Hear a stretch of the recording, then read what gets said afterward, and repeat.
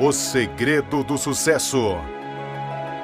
Com o Dr. Lair Ribeiro. A primeira condição para você ensinar é saber. Então você tem que aplicar aquilo na sua vida, porque o conhecimento abstrato, do que eu chamo de pescoço para cima, ele não faz diferença na sua vida. O conhecimento que faz diferença é aquele que você implementa e mostra para os outros que aquilo acontece com você. Depois que você provou que aquilo acontece com você, você então está livre para ensinar para os outros. Tem muita gente que não sabe fazer isso e está aí ensinando, mas você que tem que descobrir quem são eles. O sucesso. Porque sucesso significa diferentes coisas para diferentes pessoas. Tem gente que quer fama, tem gente que quer dinheiro, tem gente que quer ser um bom pai de família. Cada um quer uma coisa diferente. Então eu digo que a minha definição de trabalho é a seguinte: sucesso é conseguir o que você quer, seja lá o que for. O que é diferente de felicidade. Felicidade parece uma troca de palavras, mas é querer o que você conseguiu. Para você ser feliz, ou estar feliz, melhor dizendo, você não precisa de mais nada. Você precisa aprender a viver o aqui e agora. Mas é interessante, porque não interessa onde você estiver, é aqui. Não interessa que hora for, é agora. Então, a vida é um eterno aqui e agora. Aqui e agora. Se você está vivendo o aqui e agora, não interessa o que aconteceu antes e nem interessa o que vai acontecer depois, eu estou 100% aqui e agora, eu estou feliz nesse momento que eu estou aqui e agora. Então, felicidade é aceitar aquilo que você tem e aprender a viver o aqui e agora. Isso não lhe impede de almejar outras coisas na vida. E essas outras coisas que você vai almejar chama-se sucesso. É obter aquilo que você quer, que pode ser traduzido numa ciência. Do mesmo modo que você aprende física, química, biologia, matemática, você pode aprender a ser bem-sucedido. Infelizmente, essa cadeira, essa disciplina não existe na escola. Quer dizer, quando uma família tem um pai, uma mãe que sabe fazer isso, ensina para os filhos. Mas a maioria aprende por conta própria, quando é autodidata. Ou senão, fica a vida inteira tentando e não consegue. Merecimento. Muitos pensam assim, mas eu não mereço. Quer dizer, essa parte do merecimento é muito importante. Você tem aquilo que você acha que você merece. Então, olha a sua vida, olha a sua conta bancária, olha a sua família. Isso aí que você merece, que você acha que merece. No momento que você melhora a sua capacidade de merecimento, ou seja, você merece mais, o universo lhe entrega mais. Então isso é muito importante entender. Tem gente que batalha, morre na praia, porque no fim acha que aquilo não pertence àquela pessoa, que não merece aquilo. Então o automerecimento é muito importante. Fracasso. Fracasso é experiência de vida. Como é que você aprendeu a andar? Você levantou, caiu, levantou, caiu, levantou, caiu, até que um dia você andou. O erro pode ser altamente pedagógico, se você souber usá-lo. Porque o que é ter experiência? É você ter errado muitas vezes, até você atingir aquele nível. O Thomas Edison, que tentou 10.000 vezes para desenvolver a lâmpada incandescente, e um repórter perguntou para ele assim, mas você errou 10.000 vezes? Ele falou, não, eu descobri 10.000 modos que não funcionam. Você entendeu? Até que eu descobri um que funcionasse. Para ele, cada um daqueles ele já era um a menos, que era para ser eliminado. Então, se você conseguir cair, levantar, o cair, o Nietzsche dizia, aquilo que não me mata, me fortalece. Então você que está aí me assistindo, que passou por uma situação difícil, e se você sobrepujou isso e está aqui, isso deu para você uma experiência de vida muito grande. Então, aquilo que não lhe mata, ele fortalece. Você saiu daquela experiência, seja ela tão desagradável como foi, você saiu mais forte. Está preparado melhor para a vida. Né? Porque o que é experiência de vida? É você enfrentar a dificuldade, sobrepujá-la. Mas se você cai e fica caído, aí acabou a história. Realidade e autoestima. Os órgãos do sentido nos enganam muito. Mas não é só isso, não. Quando você percebe a realidade, porque realidade é percepção, tudo mais é ilusão, quando você percebe a realidade, ela tem que passar por um sistema de filtragem sua. Então, quando ela chega até você, lá no seu íntimo, que você interpreta ela, ela já não é a realidade lá de fora. É a sua realidade. Você não vê a coisa como ela é, você vê a coisa como você é. Entendeu? Não tem jeito de você ver a coisa como a coisa é. Você vê como você é, porque passa pela sua filtragem. Ainda mais se você tiver uma repressão, uma supressão emocional muito grande, e ela está reprimida, suprimida, e isso vem à tona na forma de eu projetar. Então eu tenho um problema, projeto esse problema no vizinho. Então qualquer atitude que o vizinho fizer, ele está errado. Porque eu estou projetando a minha limitação nele. Então uma pessoa que é limitada, ela acha que todo mundo é ignorante. Ela acha que todo mundo não sabe. Ela critica todo mundo. E, na realidade, no fundo, essa pessoa que está criticando todo mundo, ele no fundo, ou ela no fundo, é porque ele está com a autoestima baixa, entendeu? Então sente a necessidade de ficar criticando os outros. E você vê isso muito na internet, a pessoa perde tempo falando mal do outro. Pô. Você não dá tempo de falar o que você tem que falar, ou preocupar com a vida do outro, pô. Você entendeu? Então você vê gente começando a preocupar muito com a vida dos outros, são pessoas que precisam fazer um trabalho interno. O bolo do sucesso.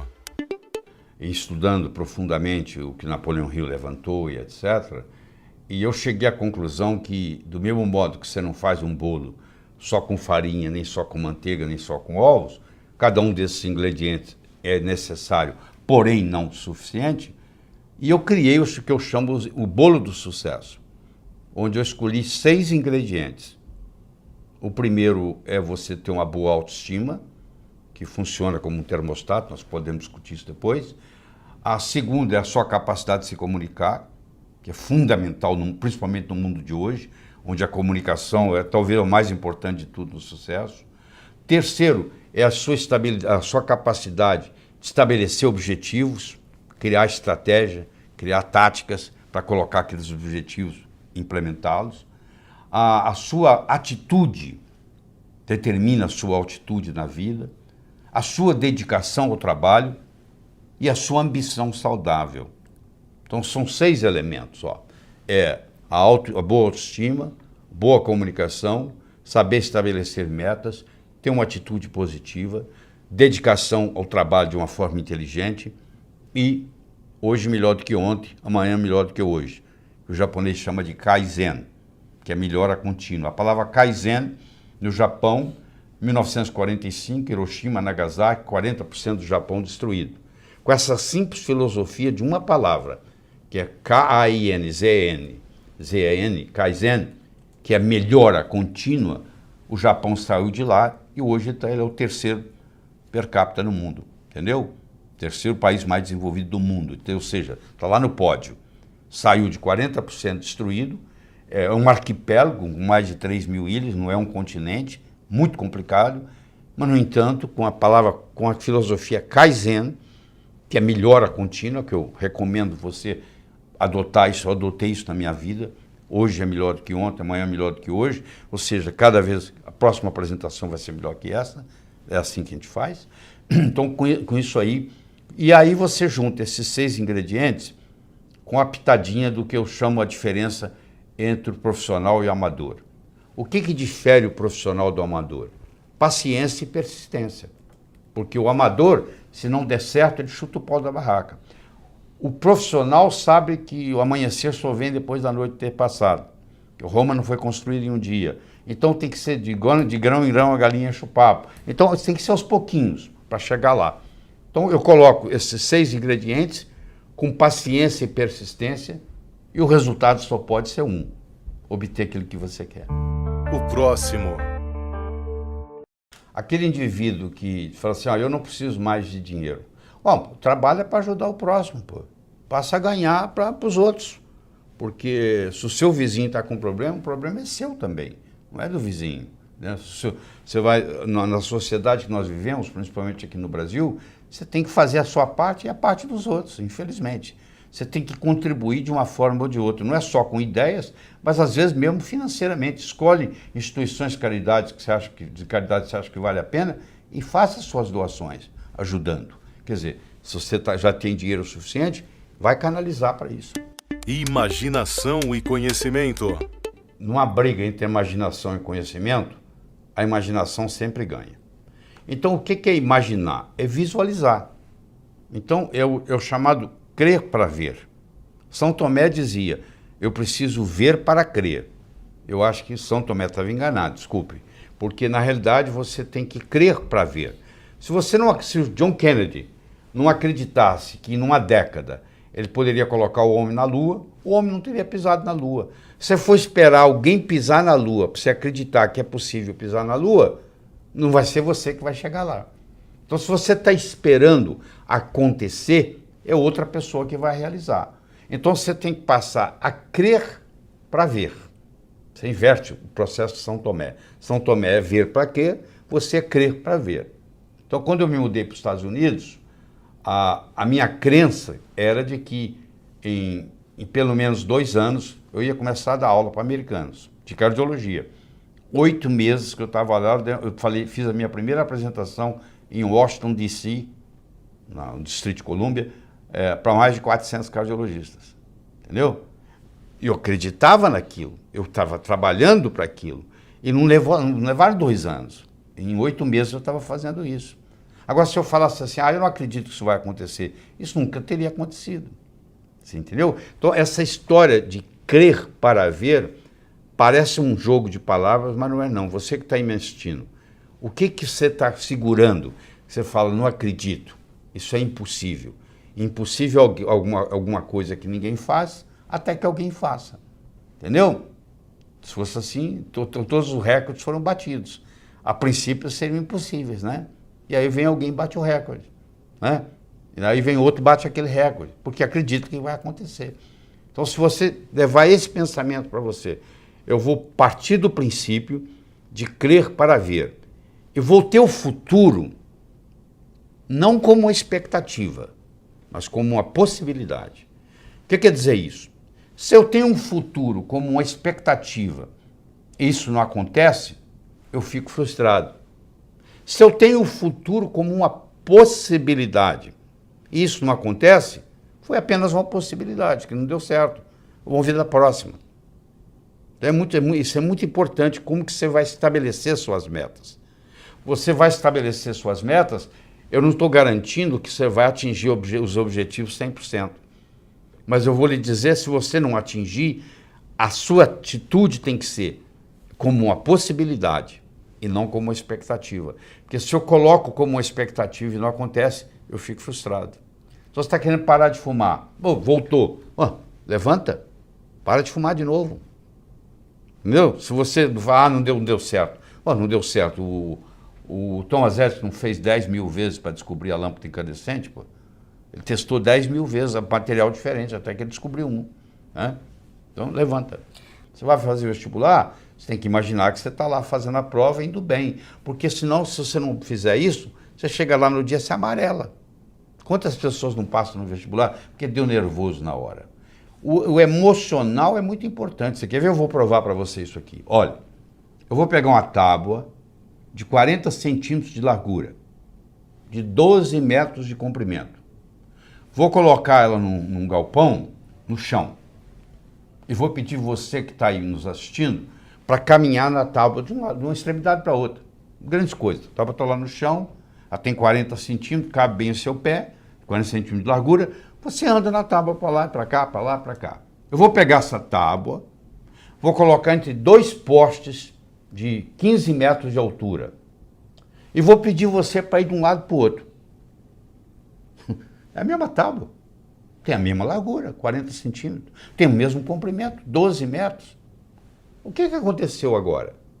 Você não andou nela lá no chão? Então, capacidade física para andar na tábua você tem, porque você andou lá no chão. Mas na hora que ela sobe, o que acontece?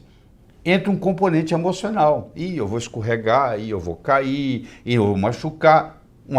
Entra uma conversa dentro da sua cabeça, que nós chamamos de self-talk, e essa conversa, infelizmente, é uma conversa negativa. Ao invés de ser uma conversa assim, é igual estar no chão, pode ir que você vai se dar bem, não sei o quê. Só que não é assim. Ela vem, você vai escorregar, você vai cair. Aí você começa a tremer. Conclusão, de cada 10 pessoas, 9 não andam. Você entendeu? Estou te mostrando que não tem nada a ver com a parte física. Estou mostrando que tem a ver com o psicológico. Quando eu começo a trabalhar com a imaginação, com a visualização, eu vou me preparando para andar na tábua quando ela está lá em cima. Porque uma coisa é você fazer prova no cursinho, outra coisa é você ir para o Enem. O Enem, a tábua está lá em cima aquele dia. Então, você pode saber no cursinho, você faz a prova, tira 10. Você vai no Enem e você é reprovado, porque lá a tábua subiu. Tem a parte emocional. Mas isso não aplica só lá. Isso aplica em qualquer coisa na vida. Então, você saber controlar esse emocional faz toda a diferença.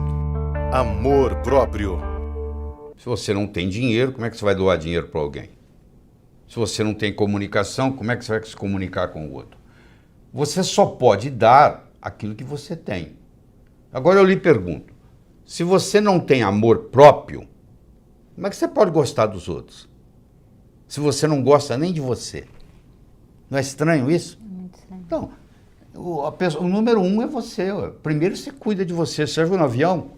Lá vem a aeromoça lá e fala assim, ó, se por um acaso cair a concentração de oxigênio na cabine, vai cair uma máscara. Se você está com a criança, você faz o seguinte, você primeiro põe em você, para depois cuidar da criança. Ou seja, let me be a better me for me, and I'll be a better me for you. Deixa eu ser uma pessoa melhor para mim, eu serei uma pessoa melhor para você. Você entendeu? Então, eu só posso dar para você amor se eu tiver amor próprio. Então, eu tenho que aprender a gostar de mim mesmo. Porque é interessante, se eu gosto de mim mesmo, eu nunca vou me sentir sozinho. Eu tenho eu como companhia. Se eu gosto de mim, eu vou querer ficar comigo. Eu não tenho essa história. Aí a pessoa, mas como é que você não tem solidão? A solidão é você, aquele que não fez amizade com si mesmo. Tem gente que quer fugir, mora sozinho, quer fugir de casa. A palavra não. Você, para ser médico, você tem que fazer medicina. Você, para ser engenheiro, você tem que fazer engenharia. Você, para ser advogado, você tem que fazer direito, passar na OAB, etc. e tal. Você, para ser pai ou mãe, você só precisa copular. É só ter relação sexual que as crianças nascem. Então, o seu pai não fez curso para ser pai, a sua mãe não fez curso para ser mãe. Então, o seu pai e a sua mãe, na melhor das intenções, cometeram muitos erros com você. Como os pais cometeram com eles. Como você comete com seus filhos. Como seus filhos vão cometer com seus netos. Um grande erro que eu gostaria de discutir com você aqui agora, você que é pai, que é mãe, vai ajudar muito, é o seguinte. Olha que interessante. Qualquer palavra que eu falar aqui, ela tem uma representação visual na sua mente. Você quer ver? Olha, vamos lá. Vaca. Olha, veio uma vaca na sua mente, não veio? Tá bom. Vamos lá. Porta. Olha aí. Veio uma porta na sua mente, não veio? Caneta. Veio uma caneta na sua mente. Agora, olha que interessante. Olha o que vai acontecer na sua mente agora. Olha. Não. Veio um vazio, não veio? Não existe uma representação visual para a palavra não na sua mente. Se eu falar assim com você, ó, não pense azul, o que você está pensando? Não pense numa maçã, nem com casca, nem sem casca, nem verde, nem madura. Você está pensando em quê? Olha que interessante. Quando eu falo a palavra não, o que vem depois do não é que interessa. Não perturbe a sua irmãzinha. Eu já falei com esse menino 1000 vezes e continua perturbando. Você está mandando ele perturbar. Mas como é que eu vou educar meu filho?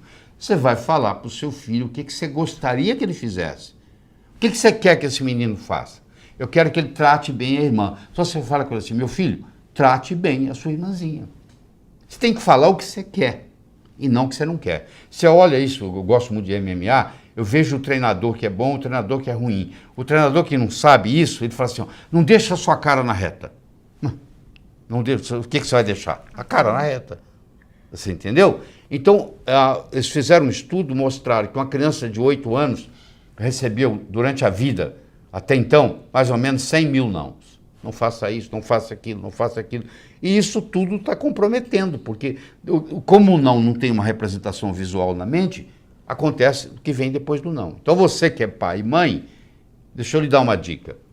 Toda vez que você tiver para falar não, você pensa 2 vezes. Você fala assim, mas o que eu quero? Não assista a televisão antes do jantar. O que você quer que ele faça? Brinque lá fora. Brinque lá fora antes do jantar. Só assim que você educa. Você não consegue educar uma criança com não. Quando ele chega na fase da adolescência, pior ainda. Aí que o não vale nada mesmo. Você entendeu? Quer dizer, mas isso aí você vai culpar quem? Seu pai, sua mãe? Mas eles também não sabiam o que eles não sabiam. Igual você não sabe o que você não sabe. Diálogo interno. À medida que eu vou falando, tem uma voz aí dentro da sua cabeça, fazendo comentário, eu concordo com isso, eu discordo daquilo. Desde o momento que eu comecei a falar, você começou a ter um diálogo com você mesmo. Esse diálogo aí, vamos conversar sobre ele. A pergunta que eu tenho para você é muito simples. Esse diálogo interno que você tem, ele é seu amigo ou seu inimigo? Ele te estimula ou ele te critica? Porque tem gente que tem um crítico dentro da cabeça, o tempo todo, criticando. Pode ser a voz da mãe, pode ser a voz do pai, pode ser a própria voz, mas é uma voz que está com você, não interessa onde você vai, é você prestando conta para você mesmo. Então você tem que fazer um cancela e aprender a tratar você com amor. Você cuidando de você, se você não cuidar de você, quem vai cuidar de você? Você que vai cuidar de você. Então você tem que aprender a se comunicar com você mesmo. Essa comunicação interna, ela te traz tranquilidade. Enquanto você estiver criticando você mesmo, não tem jeito. Tem gente que está sempre pondo alguma coisa na lista para fazer, não acaba. Essa lista nunca acaba, não tem hora, é a lista, mas é o próximo. Você entendeu? Então, a comunicação com si mesmo faz uma grande diferença no sucesso. Pelo contrário, sabe o que vai acontecer? Você vai ter sucesso, mas você não vai ser bem sucedido, que não é a mesma coisa. Eu posso ser um grande cantor ou um grande jogador de futebol. Eu posso ter sucesso, mas não significa que eu sou bem sucedido. Como é que está a minha vida familiar, minha vida social, como é que está a minha saúde, como é que está a minha vida espiritual. Ser bem sucedido é muito diferente de ter sucesso. Você pode ter sucesso numa coisa, mas aos 40 anos de idade você está infartado. Será que valeu a pena? Não é isso que eu estou discutindo aqui. Eu estou discutindo é você ser bem sucedido, que é muito mais do que simplesmente ter sucesso. Crenças. Uma crença, uma vez estabelecida, tem como função única e exclusiva se perpetuar. Olha que forte é isso. Uma crença, uma vez estabelecida, tem como função única e exclusiva se perpetuar. Tanto é que na última discussão que você teve, quem é que estava certo? Claro que é você. O outro que estava errado. Aliás, sempre o outro está errado. Você já percebeu isso?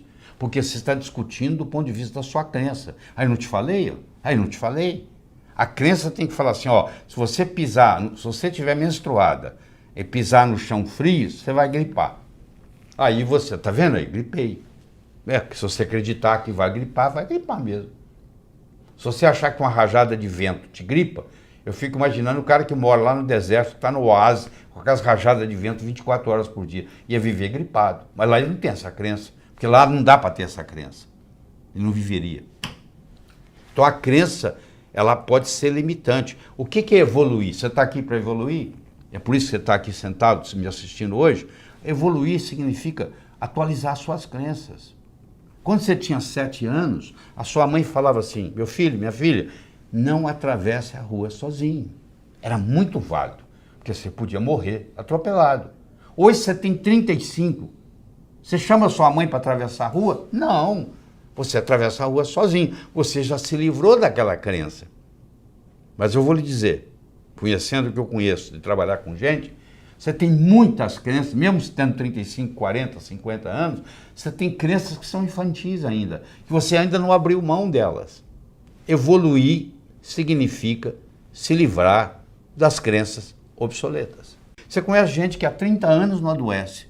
Você conhece gente que todo dia está doente. Isso é uma crença que ela tem com relação à saúde dela. Essa crença dela de que eu sou tão importante, contribuo tanto para a humanidade, que eu não posso me dar o luxo de ficar doente, não tem tempo para ficar doente. Se eu estou contribuindo para a humanidade e considero isso uma prioridade.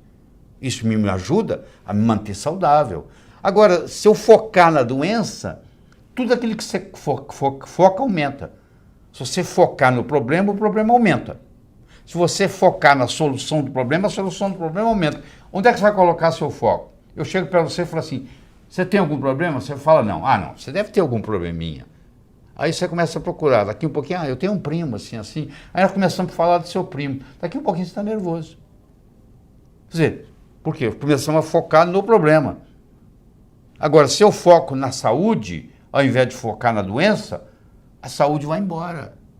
Porque eu estou focado, a analogia que eu faço é a seguinte, você corta todas as árvores da floresta amazônica. Você não precisa convidar a onça para mudar de lá. A onça fica onde tem árvore. O macaco fica onde tem árvore. Eles vão embora. E não precisa convidar animal de deserto para mudar para lá. Eles vão mudar para lá. Lagarto vai mudar para lá, etc. Por quê? Porque eu mudei a ecologia. Eu fui de uma floresta para um deserto. Se eu mudar a minha ecologia psicológica e indo do foco da doença para o foco da saúde, muda tudo. Isso é muito importante. Não adianta eu tomar vitamina, me alimentar bem e ter o foco da doença comigo 24 horas por dia. E aquele medo que eu vou ter câncer, aquele medo que eu vou ter AIDS, aquele medo que eu vou morrer sozinho. Tem gente que sofre por antecipação. Alguns de vocês estão aí me assistindo, tem isso. É aquele medo de ficar doente. Então esse medo de ficar doente tira a vontade de ser saudável. Efeito placebo e nocebo. Efeito placebo é quando eu trago alguma coisa positiva para você. Eu te falo assim, isso não vai ser nada, você vai superar isso. Agora, existe o efeito nocebo, que o médico tem que tomar cuidado para não passar para o paciente. Ah, isso aí não tem jeito não.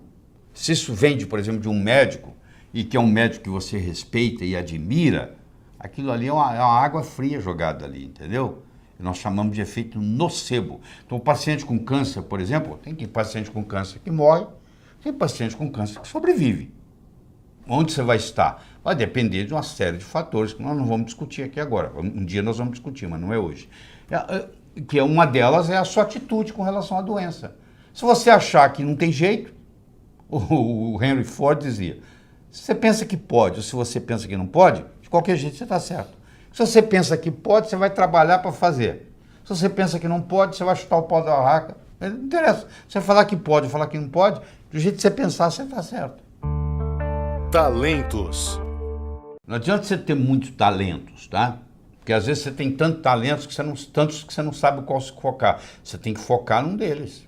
Se eu te jogar aqui, eu vou jogar uma bolinha para você. Pega. Pegou, né? Agora eu vou pegar 5 bolinhas, pega. Aí você não pegou nenhuma. Eu peguei um talento, joguei para você, você pegou. Agora, se eu pegar 5 talentos e jogar para você, você não pega nenhum. Então tem gente que tem tantos que não pega nenhum. Você tem que focar num.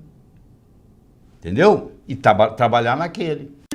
O que você merece é o que você tem. O termômetro mede a temperatura da sala. Eu chego aqui, está 21 graus Celsius. É a temperatura da sala. Agora, isso é o termômetro. Agora, se eu colocar aqui um termostato e colocar 15 graus, mesmo que lá fora esteja 30, aqui dentro vai estar 15. Porque o termostato vai baixar a temperatura ou subir, de acordo com onde eu coloco a temperatura. A autoestima é um termostato para a vida. Quanto que eu mereço? Quanto é que você está ganhando? Se eu falar que você vai, mês que vem, multiplicar por 10 o seu faturamento, você vai acreditar? Não. Você fala, não é possível. Quem é que vai... Se ganho mês que vem eu vou ganhar 10? Eu sei, mas por que você está ganhando 1 e o seu amigo está ganhando 4? Fazendo a mesma coisa. Com o mesmo talento. Pode ser que ele tenha um marketing melhor do que o seu, pode. Mas pode ser também que ele tenha um termostato de autoestima melhor do que o seu. Então, o que você merece é o que você tem. O merecimento que você acha que você vale está expresso aí na sua conta bancária, no carro que você dirige, na casa que você mora, na família que você tem. Está aí, ó. É só você olhar. Se você quiser mais, você tem que sentir merecedor demais. E para sentir merecedor demais, escuta, você tem que subir a sua autoestima. Eu tenho uma boa notícia para você, ótima. Ela não é feita de cimento, ela não é feita de aço. A autoestima, ela é feita de linguagem. Do mesmo modo que ela foi construída linguisticamente, ela pode ser reconstruída linguisticamente. Oh, que beleza, que alívio, hein? Quer dizer, qualquer pessoa, em qualquer momento, não interessa a idade, não interessa a situação, pode melhorar. É uma questão, só que isso aí não tem jeito de você delegar. Ah, eu vou pagar alguém para fazer isso para mim. Isso não existe. Você vai ter que evoluir. O sucesso está aí dentro, ele tem que sair. Daí você tem que fazer isso ser externado. Razão e emoção. A sua vida ela é um equilíbrio entre a razão e a emoção. Se você é só razão, você é um robô. Se você é só emoção, é um caos total. Certo? Então, um passarinho para voar não precisa de duas asas? Você nunca viu um passarinho voando com asa só. Pois é, o ser humano ele recebe um hemisfério esquerdo e um hemisfério direito, que tem propriedades básicas diferentes. No hemisfério esquerdo predomina a razão e no hemisfério direito predomina a emoção e é a porta de entrada para o inconsciente. Na escola, você aprende muito sobre a parte esquerda do hemisfério. Você aprende matemática, você aprende português, você aprende inglês, você aprende geografia. Tudo isso é parte esquerda do cérebro. Agora, a imaginação, a visualização, a emoção, tudo está do lado direito. Que você brincando, enquanto você brinca, por isso que é importante a criança ter a fase de brincar, você está desenvolvendo essa parte direita. Só que chega lá na frente, o que acontece? Você vai ter as pessoas que predominam o hemisfério esquerdo, eles são quase igual robôs, e você vai ter as pessoas caóticas que predominam o hemisfério direito, como é o cantor, como é o artista, como é o pintor, que desenvolve tanto direito que se não tiver um empresário não vai para frente, que eu posso contratar. Eu posso ter um hemisfério direito desenvolvido, ter uma criatividade muito grande, mas eu sou desorganizado, eu sou caótico. O que eu faço? Eu contrato um secretário, uma secretária, que vai administrar essa parte para mim. Contrato um empresário que vai cuidar dos meus shows. Então, eu deleguei aquela parte totalmente, eu não sei de nada. Onde é que eu vou estar hoje à noite? Fala que estou aqui. Me leva lá. Me põe no palco, que eu canto. Você entendeu? Agora, o ideal é você não precisar de empresário.